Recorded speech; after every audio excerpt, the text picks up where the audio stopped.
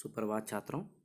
आज हम ऑनलाइन शिक्षण के अंतर्गत वर्णों के उच्चारण स्थान को समझने का प्रयास करेंगे। तो प्यारे बच्चों, यहाँ पर हम समझते हैं कि जो वर्णों का उच्चारण स्थान होता है, किस स्थान से किस वर्ण का उच्चारण होता है, उसी को थोड़ा सा हम ध्यानपूर्वक समझने का प्रयास करेंगे। तो समझते हैं। वर्ण की परिभाषा हमने सीख ली है, समझ ली है, और अब हम इनके उच्चारणों को समझने का प्रयास करते हैं कि वर्णों का उच्चारण स्थान करते समय हमारी जीभ किसी न किसी स्थान का स्पर्श करती है। इन स्थानों को उच्चारण स्थान कहते हैं। अर्थात हमारी जो मुख के अंदर, मुँह के अंदर जो जीभ है, वो किसी न किसी स्थान को, किसी न किसी वर्ण को बोलते समय जो है स्पर्श करती है, छूती है, वही हमारा क्या होता है, उच्चारण स्थान होता है। उदाहरण के लिए तालिका में कुछ सूत्र दिए गए हैं, उन सूत्रों को समझने का प्रयास करते हैं। तो ये हमने ये तालिका बना रखी है और इस तालिका को समझने का प्रयास करते हैं कि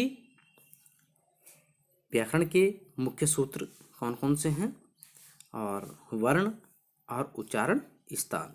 तो देखिएगा, पहला है अकुह विसर्जनीया नाम कंठः। वर्ण है अ क वर्ग, ह और विसर्ग, उच्चारण स्थान कंठ। अ का मतलब होता है आ और आ, ह्रस्व आ और दीर्घ आ। कु का अर्थ होता है कवर्ग। कवर्ग का मतलब क ख ग घ ग, अर्थात क वर्ग के अंतर्गत जो ये 5 वर्ण आते हैं वो आते हैं। और उसके पश्चात हा और विसर्ग, विसर्ग या नाम कंठा।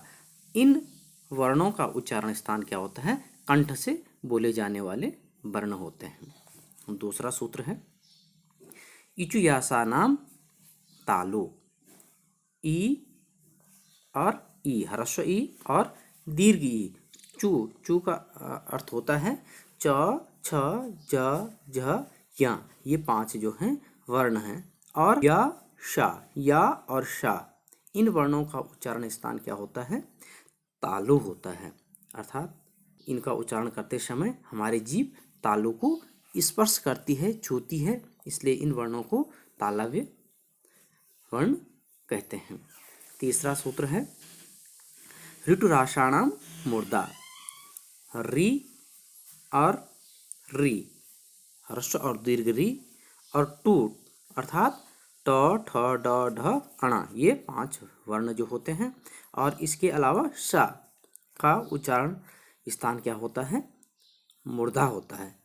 अर्थात इन वर्णों के उच्चारण करते समय हमारी जीभ मुड़ जाती है, इसलिए इसे क्या कहते हैं, मूर्धन्य वर्ण कहती हैं। चौथा लिरतुल्लाशा नाम दंता। लिरि और तवर्ग त थ द ध न और शा, इन वर्णों के उच्चारण स्थान के समय हमारी जीभ जो है दांतों को स्पर्श करती है, दांतों को छूती है, इसलिए इन्हें क्या कहा जाता है, दंत्य वर्ण कहा जाता है। इसी प्रकार 5वां सूत्र है उपपाद्यायी नाम ओष्टो। उ पवर्ग और उपादनीय पा और फा, ये हमारे ओष्ठ को छूती है, इसलिए इन वर्णों को क्या कहा जाता है, ओष्ठ वर्ण कहा जाता है। छठा जो सूत्र है वो है यम गणना नाम नासिका च। अर्थात य ग य न न मा, ये 5 वर्ण जो हैं नासिक के वर्ण कहे जाते हैं। जो प्रत्येक जो हमारे 5 वर्ग हैं, इन 5 वर्गों का जो अंतिम वर्ण होता है, ये नासिक वर्णों के अंतर्गत नाक से बोले जाने वाले वर्ण हैं, इसलिए इन्हें नासिक वर्ण कहा जाता है। 7वां है वकारस्य दंतोष्ट। व को हम क्या हैं, दांत और ओष्ठ से बोलते हैं, इसलिए इन्हें दंतोष्ट वर्ण कहते हैं। एदेतो कंठ तालु। ए का उच्चारण स्थान कंठ और तालु से है, इसलिए इन्हें कंठ तालव्य भी कहा जाता है। अदोतो कंठोष्टम। अ और अ, ये दोनों का उच्चारण स्थान कंठ और ओष्ठ है, और जब हम इनका उच्चारण करते हैं तो उस समय हमारे कंठ और ओष्ठ जो हैं एक साथ मिलते हैं, तो कंठोष्ठ वर्ण कहा जाता है इन्हें। और इसके अतिरिक्त अगला जो हमारा सूत्र है, जीव मूलीयस्य जीव मूला, का और खा, यह हमारे जीव की जड़ से अर्थात मूल से बोले जाने वाले वर्ण होते हैं, इन्हें जीव मूल्य कहते हैं। और इसके अतिरिक्त 11वां और अंतिम सूत्र जो है, नासिका अनुस्वरस्य, अर्थात अनुस्वर जो है नासिक वर्ण होता है, अर्थात यह भी जो है नाक से बोले जाने वाला होता है, इसलिए इसे नासिक वर्ण कहा जाता है।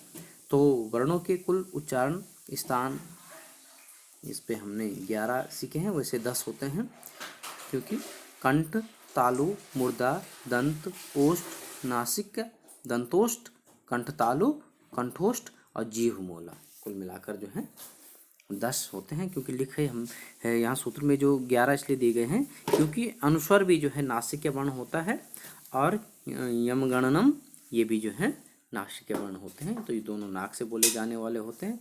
कुल मिलाकर जो हमारे वर्णों का उच्चारण स्थान होता है वो 10 स्थानों से बोला जाता है। तो आज के लिए इतना ही काफ़ी। धन्यवाद।